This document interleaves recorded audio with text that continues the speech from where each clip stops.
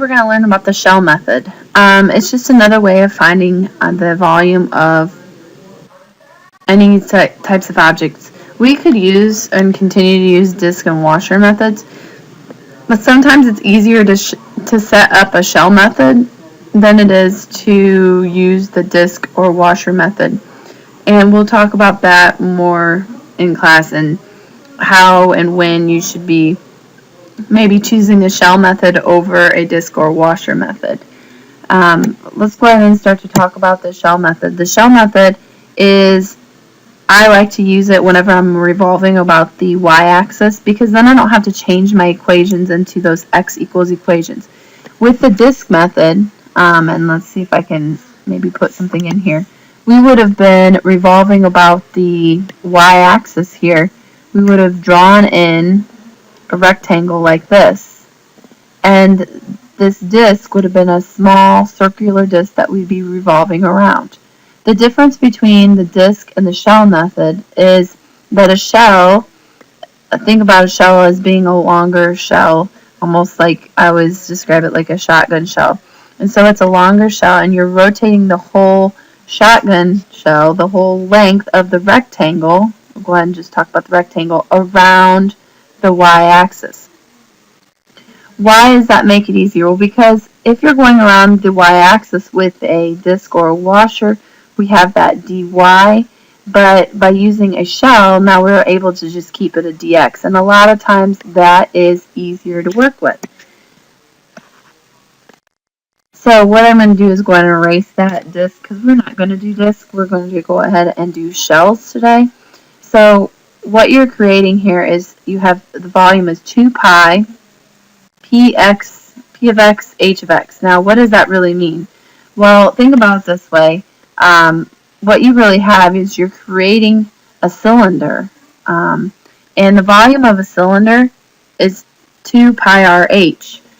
This right here is your radius, and this is your height, and you can see that in the picture. This is your radius, the point from where you are starting. This is your center, and then the height is right here. So we're finding the volume of a cylinder, basically, 2 pi rh. Before we were finding the area with the disk of circles, so we were using pi r squared.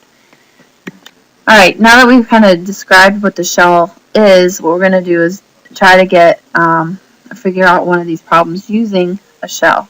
All the ones we're doing today are rotated about the y-axis. Tomorrow I'll deal with rotating around the x-axis.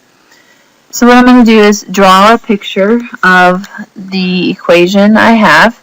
And this is a line. It goes through 1, and it has a slope of 1.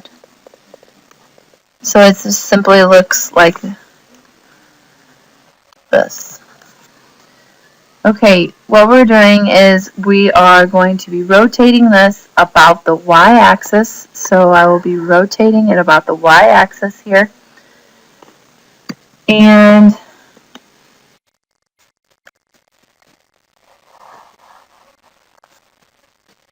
what we end up getting,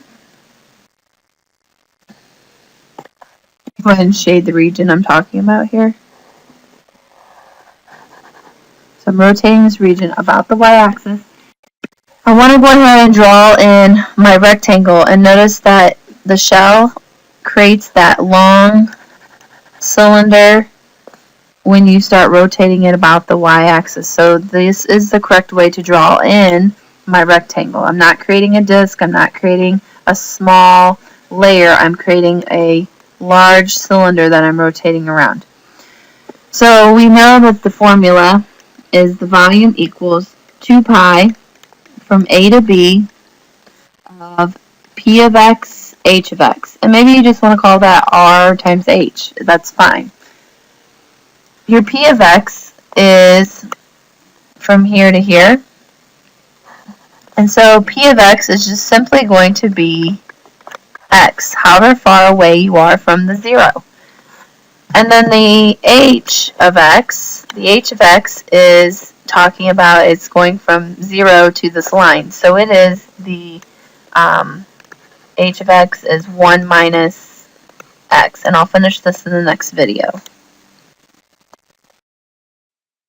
Alright, To finish up this problem, what we're going to do is we're going to say that we have 2 pi. We're going from a to b, so 0 to 1. And I should have written up here dx. This is a dx problem.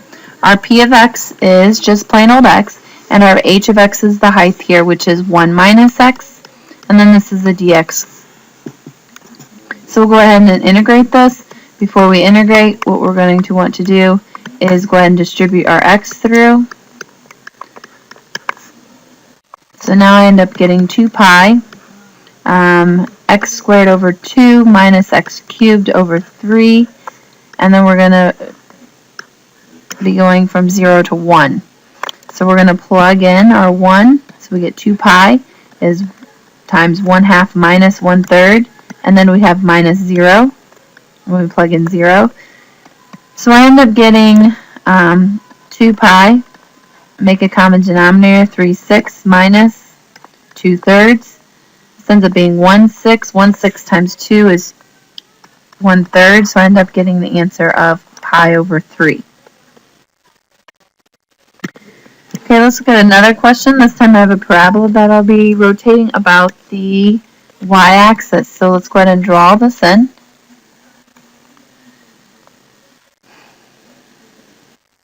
This is a picture from the book. So I'm going to go ahead and draw the exact picture that's given.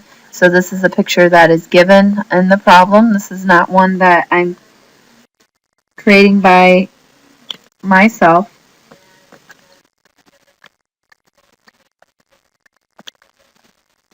So it is a parabola. We're stopping here at 3. So we're talking about this region right here that we're going to be rotating. We're going to rotate that about the y-axis. And what I'm doing again is I'm creating shells. So the shell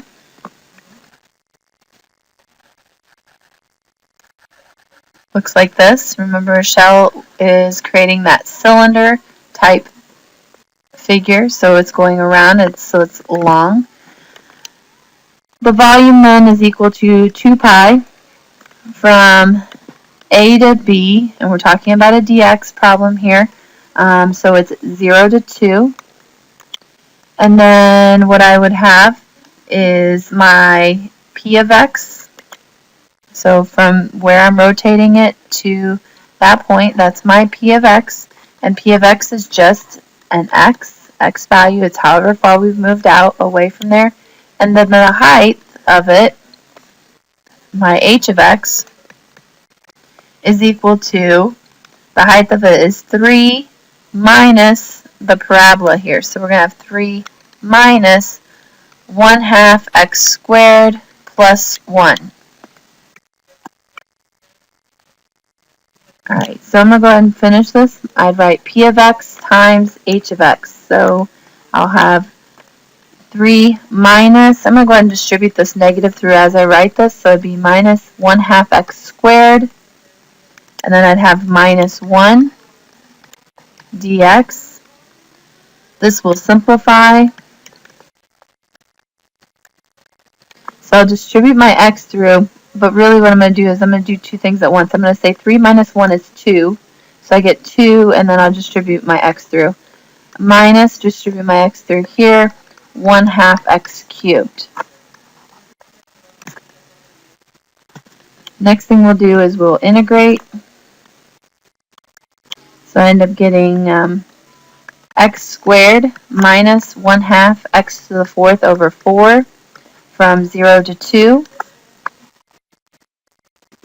So I'll go ahead and plug in 2. I get 4 minus, when I plug in 2 here, I get 16. Divided by 4 is 4. Divided by 2 is 2. And then minus 0. And so I end up with the answer of 4 pi. Okay, this is the last one I'm going to do of the shell method. It's asking me to rotate this about the y-axis again, so we'll go ahead and create this picture. This is a parabola that goes through 0, 4, and it's going downward. It's going to cross the x-axis at -2 and at 2. It's also bounded by the y equals 0 line, which is the x-axis here. So I'm talking about this region right here. Now we have to be careful, because even though I'm talking about this region, if I talk about rotating this whole region about the y-axis, what I have done is doubled the amount of volume that I would be creating. So really what we want to do is not think about this part, and what we're going to do is we're going to take our shell, okay, here's my shell, I'm going to be rotating around, creating those cylinders, and I'm only going to go from 0 to 2. So when I go ahead and write my volume, I'm going to write 2 pi, and I'm only going to go from 0 to 2. Otherwise, if I go from -2 to 2, I'm doubling that volume, and it's going to be the wrong answer. So my P of x, okay, my P of x, let's go ahead and do it in this color. I'm going from here to the shell, so my P of x is just my x again. And then my H of x is the top minus the bottom, which would be just the 4 minus x squared minus 0, which I'm not going to put minus 0.